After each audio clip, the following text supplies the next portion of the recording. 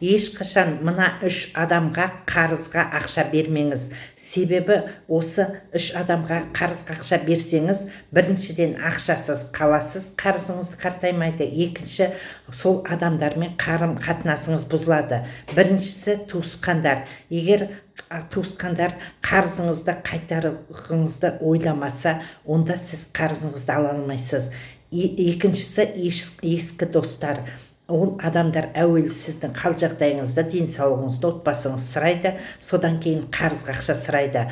Қарызға ақшаны алғаннан кейін сіздің өміріңізден біржола кетеді.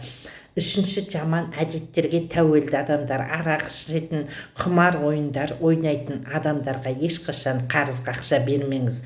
Себебі сіздің берген ақшаңыз арқылы сіз оны жамандыққа баруына себепші боласыз. Сондықтан қарыз кредиттен шығу бойынша осындай қаржылық құрсаудан шығу, қаржылық сауаттылықты арттыру жағдайында осындай тегін сабақ беріп жатырмыз. Сол сабақты көру үшін менің жекеме тегін сабақ деп жаза кетіңіз.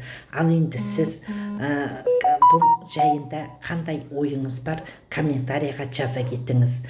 Егер қаласаңыз, менің 8-702-382-85-35 WhatsApp номеріма хабарласыңыз. Сол кезде мен сізді тегін сабақ өтетін группасына қосатын боламын.